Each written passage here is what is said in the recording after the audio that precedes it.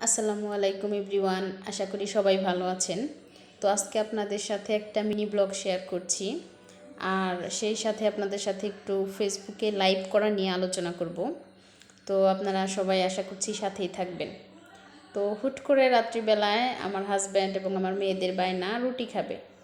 তো ওরা আব্বু বললো যে হাঁসের মাংস আছে ফ্রিজে, ওটা বের করেই রুটি বানাও আর মাংসটা রান্না করো। তো কি আর করা, যেই কথা সেই কাজ, চলে আসলাম, মাংসটা বের করে ভিজিয়ে রাখলাম। তো এবার চলুন ফেসবুকে লাইভ করা নিয়ে কিছু কথা বলি। যারা পেজ বা প্রোফাইল যেটাই হোক, ঘন্টার পর ঘন্টা লাইভ করেন, 1-1.5 ঘন্টা, এবং সেই লাইভে যারা যুক্ত থাকেন তাদের দুজনের জন্যই মারাত্মক ক্ষতি।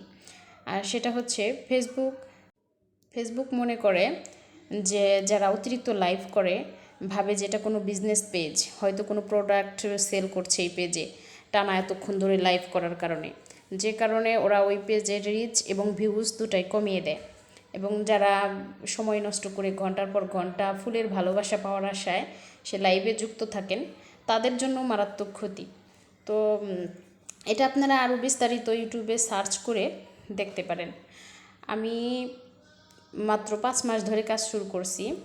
তো এর মধ্যে আমি কোনো দিন লাইভ করিনি, একটা লাইভও করিনি। আমার আসলে লাইভে আসতে একটু আনইজি লাগে, যে কারণে একটা লাইভও করিনি। ইনশাল্লাহ আমি আল্লাহর রহমতে মনিটাইজেশন পেয়ে গেছি। অলরেডি এর মধ্যে আমি 1 মাস কাজ বাদও রেখেছিলাম, 4 মাস কাজ করেছি। তো যদিও আমার ইনকামটা অনেক কম, কারণ আমার ফলোয়ার্স কম, ভিউজ কম, তো তবুও আলহামদুলিল্লাহ। তো আপনারা যারা বেশি লাইভ করবেন টুকটাক, হয়তো কম একটু একটু, কিন্তু এত বেশি না। তো আপনারা ভালোভাবে ইউটিউবে সার্চ করে দেখতে পারেন। তো আমার কথাগুলো আবার অনেকের খারাপ লাগতে পারে, তো যদি খারাপ লাগে ক্ষমা সুন্দর দৃষ্টিতে দেখবেন, কিছু মনে করবেন না, আপনাদের ভালোর জন্যই বলছি। ফেসবুক বলেন আর ইউটিউব বলেন, যেটাই বলেন, আপনাকে গ্রো করতে হবে অর্গানিকভাবে, আপনাকে কোনো ফেকভাবে এখানে গ্রো করা যাবে না।